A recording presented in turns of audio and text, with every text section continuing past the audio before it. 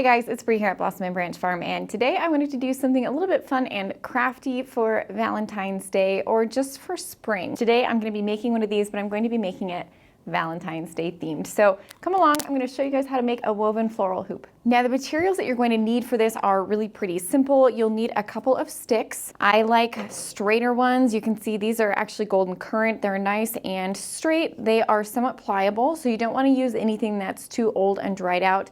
And if it is old and dried out, it can help to soak it in some hot water overnight to make it pliable. You will need some wire. Here I have some scrap pieces of wire. I'm just going to be using these scrap pieces. And you'll also need chicken wire. And for this project, we're going to be just using regular chicken wire from the hardware store, the 1-inch chicken wire. So you'll need some clippers with which to cut it. Lastly, you'll need some dried things to put in there. If you already have some dried flowers, you can use what you have around, or feel free to forage out in nature, find some dried grasses, dried lavender we're going to be using today. And if you want to grow more dried flowers for next year, but you're not sure which ones to dry, pop over to our favorite flowers for drying videos to learn a little bit more about some options. All right, let's hop in. So first I'm going to start by making my shape. So you can do this in a circle, and that's what we've done in the past, is made these in hoops, so circles. And if you're going to make them in circles, what you're going to do is you're just going to kind of thread your sticks around each other here. So you can see how I'm just winding this around, and you'd want to attach it here on this end, but then you just form this into a circle. I'm not going to show you how I do that today because I want to make these into a heart instead. But you would just wind this all the way around, and then you'd form it into a hoop and be gentle. So I have gone ahead and warmed this stick up actually just to make it a little bit more pliable, but I'm still being very gentle as I try to shape it here. So you just need to slowly shape it with your hands. Use the warmth of your hands to help. The younger these branches are that you use, the more pliable they're going to be. So these ones are still, I just cut them actually off of the plant, but I'm still gonna be careful here as I bend it into our shape. So I'm gonna bend this one, like I mentioned, I'm gonna bend this one into a heart shape. So I'm just kind of gently forming the arch of the top of the heart here. And I'm using the thinner part for the top of the heart because that needs to bend a little bit more. So here you can see I have my half of a heart. I'm gonna do that same thing with the other side. I've gone ahead and measured and made sure that they are the same length. That's gonna be important in keeping the symmetry of our heart.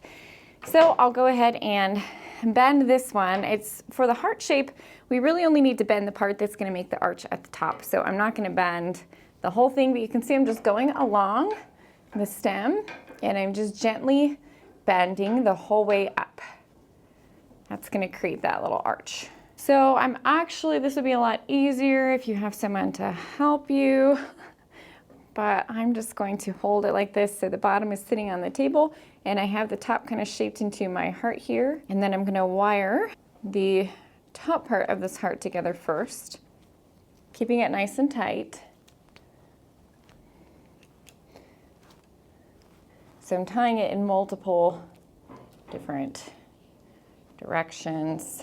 And once we get the chicken wire on, you'll see that also helps to reinforce this shape. And now what really wants to happen with this heart shape is that it wants to pop back up. So I'm gonna just continue my wire piece down. This is gonna disappear once we put our chicken wire on. I'm gonna trim off these bits, and then I'll continue this wire all the way down to connect down to the bottom of the heart. And I'm gonna go around the bottom part of the heart here, just to hold. Otherwise this part is wanting to flip up. So let's get that on, and then I'm gonna also tie together the bottom pieces here of my heart. So now we're nice and secure on top and bottom, so we're ready to attach our chicken wire. All right, so I've got my chicken wire here. I'm just going to unroll it on my table. Be careful with the edges of this chicken wire because it is sharp. This is the same chicken wire that I use when I make my centerpieces, flower arrangements. The table help me. So once I have that about laid out, I'm going to place my heart on top of it and see how big I want to cut the chicken wire. So because I want the chicken wire to actually overlap the heart so that I can wrap it around the back, I'm going to go ahead and cut it this size even though it looks a little bit big. So I've got my metal clippers here. I'm just going to go on this end and start cutting the chicken wire.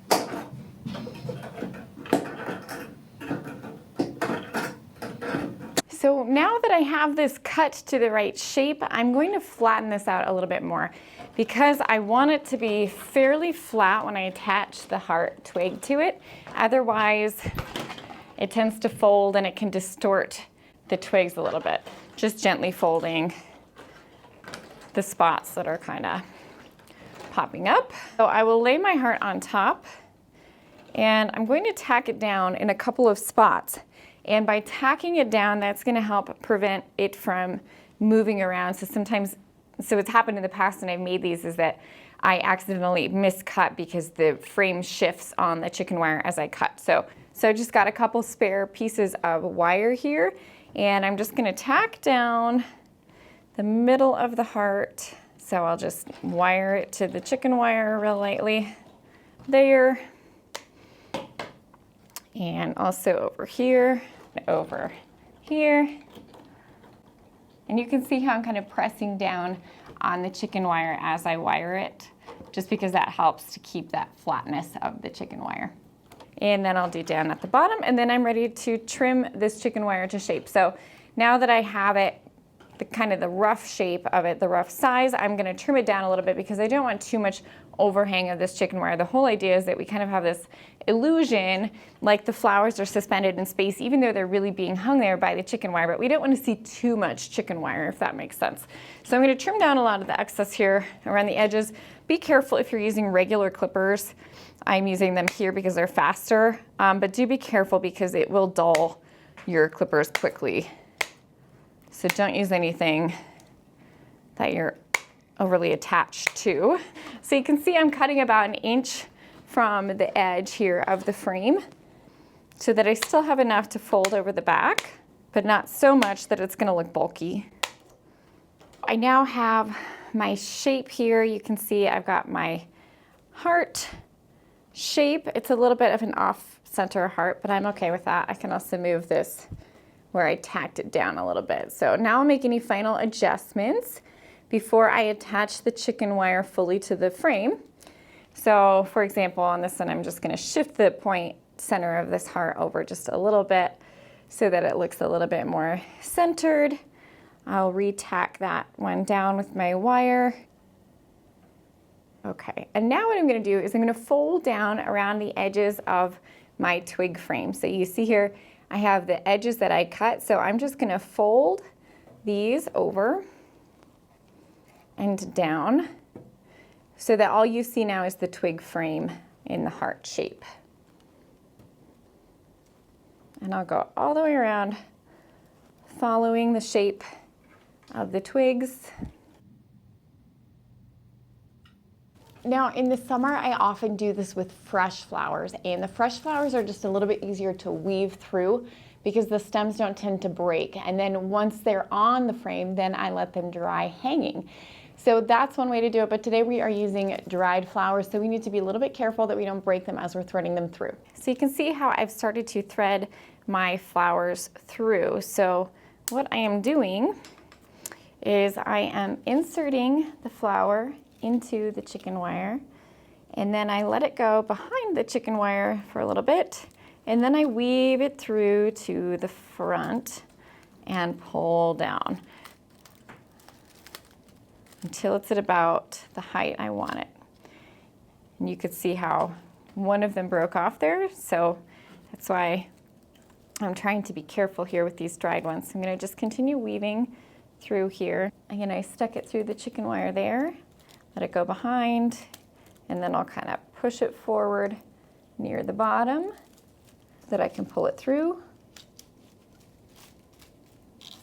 So I'm also going to do some at some different heights, and for this heart shape, I'm having all the stems kind of point down here toward the bottom point of the heart. Whereas when I make them in a circle, I just have them all go straight down. But because this is a heart shape, I really want to accentuate that shape. So we have all the stems kind of coming down to this point here. Every once in a while I do pick it up and see if it's feeling sturdy or needs reinforcing somewhere.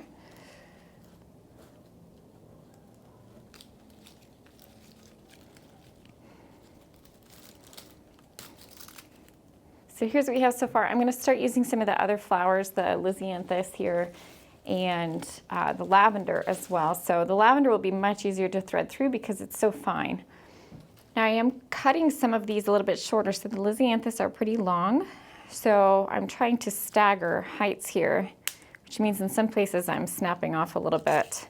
I'm also removing, whoops, whoopsie. It's okay, made that one a little too short. I'll just tuck it down here.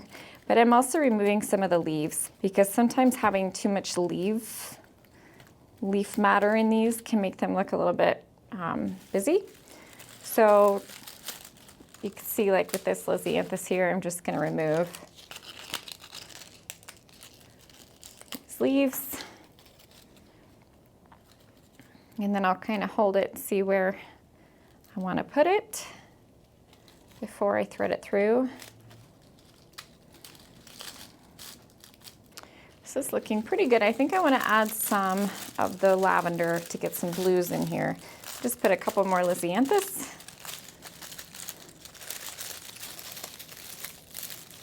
Lisianthus are a surprisingly good dried flower, but they can lose their color. So the earlier you dry a lisianthus, the better it holds its color. You can see that these younger ones, these ones that hadn't quite opened yet, were better preserved in their pink color.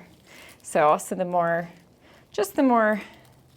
strong the colors are on the lisianthus itself too, the more color it holds as it dries. And that's true of most dried flowers, that the more color a dried flower has when you dry it, the more color it'll have and hold. Now, if you like this style and these weavings, go check out Layla Robinson on Instagram. She has beautiful things, and she was the one who originally inspired me to make these woven hoops. One more in and then we'll look at it. I'm gonna also cut a few of these long ones off. So here's how it's looking. I think it's looking cute. I'm gonna go ahead and add my lavender in, and then we'll see how it looks after that. All right, guys, so there you have it. A little heart-shaped floral weave. And you can see how we tried to mimic the shape of the heart pattern with the flowers.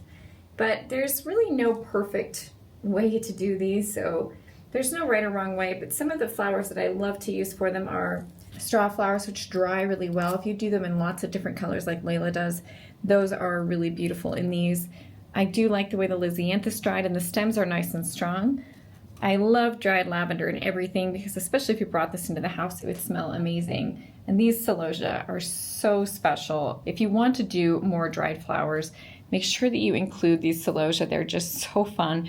So I'm gonna go ahead and bring this inside. I don't do a lot of decorating for Valentine's Day, but I do like to have little nature-y things around, especially in the winter when it gets a little bit dark and sad outside. You can just strip all of these off and toss all the dried flowers and the twigs into the compost, or you can save the frame and do another weaving when you feel like it. Again, using the dried flowers was a little bit trickier just because the stems are prone to break versus when we've done it with fresh flowers in the past. Like this one, for example, which was made with all fresh flowers. We just tucked them in here and then we let it dry right here on the hoop. So you can do it either way. Again, it's the middle of winter, so obviously we don't have any fresh flowers.